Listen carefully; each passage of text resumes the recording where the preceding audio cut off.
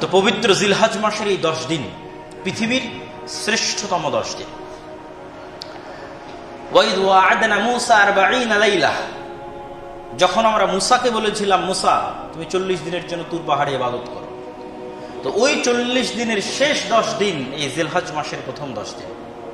মুসা আলাইহিস সালাতু ওয়াস সালামের তুর পাহাড়ে ইবাদতের 40 দিনের শেষ 10 দিন জিলহজ মাসের প্রথম 10 দিন।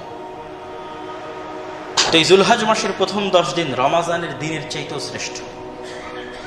মোটামুটি মুফাসসিরিনে কেরাম, মুহাদ্দিসিনে আইজাম একমত যে পৃথিবীর শ্রেষ্ঠ রাত রমাজানের শেষ 10 রাত। তবে পৃথিবীর শ্রেষ্ঠ দিন এই আজ রাতের পর থেকে যে দিনগুলো আসবে এই দিনগুলো রমাজানের চাইতেও শ্রেষ্ঠ দিন জিলহজ মাসের প্রথম 10 দিন। কেননা এই সময় পৃথিবীর সবচেয়ে বড় বড় ইবাদতগুলো সম্পন্ন হয়, হজের সকল আমল এর মধ্যে সম্পন্ন হবে। আরাফার মতো মহাদিন, যেই দিনের সিয়াম পালনে মানুষের অতীতের 1 বছর এবং পরের 1 বছরের গুনাহ ক্ষমা হয়ে যাবে।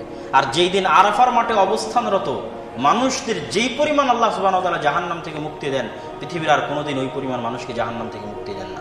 তথা পৃথিবীর সব বড় বড় দিনগুলো, কুরবানির দিন পৃথিবীর সবচেয়ে বড় দিনের একটি, আরাফার দিন পৃথিবীর সবচেয়ে বড় দিনের একটি, সব হচ্ছে এই জিলহজ মাসের 10 দিন। পৃথিবীর বড় একটা ইবাদত হজ সম্পূর্ণ হবে এই 10 দিনের মধ্যে। অতএব এই 10 দিনের গুরুত্বের কোনো শেষ নাই।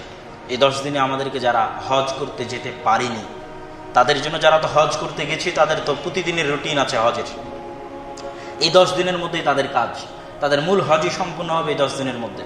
আমরা যারা হজ করতে যেতে পারিনি আমাদের উচিত এই 10টা দিনকে মূল্যায়ন করা, সিয়ামের মাধ্যমে, দানের মাধ্যমে, সাদাকার মাধ্যমে, নফল সিয়ামের মাধ্যমে এবং দান এবং সাদাকার মাধ্যমে, কোরআন তেলাওয়াতের মাধ্যমে এই 10 দিনকে গুরুত্ব দেওয়া এবং এই 10 দিনের অত্যাধিক রূপে আমল করার চেষ্টা করা। পাশাপাশি প্রত্যেক যারা কুরবানির নিয়াত করেছে তাদের জন্য রাসূল সাল্লাল্লাহু আলাইহি ওয়াসাল্লামের আদেশ হচ্ছে ফালা ইয়াখুদ, তারা যেন তাদের আজকে শেষ দিন নখ কাটার, চুল কাটার, যারা কুরবানি করেছে এবং প্রায় পরিবারের সকলেরই উচিত, কিন্তু যিনি কুরবানি করতে চায় তার জন্য আল্লাহর নবীর সরাসরি আদেশ, আর উচিত সকলেরই যে তারা আজকেই তাদের নখ এবং চুল শেষবারের মতো কেটে নেবে এবং একদম যেই দিন কুরবানি হবে সেই দিন পর্যন্ত তারা এই নখ এবং চুলকে স্পর্শ করা থেকে বিরত থাকবে, হাত দিবে না। এটা খুবই জরুরি, সাধারণ মানুষ জানে না। দেখবেন যে আজকের চাঁদ ওঠার পরেও দেখবেন যে নাপিতের দরজায় ভিড় লেগেই আছে, তারা একটি সুন্নাতকে লঙ্ঘন করছে, এটা উচিত নয়।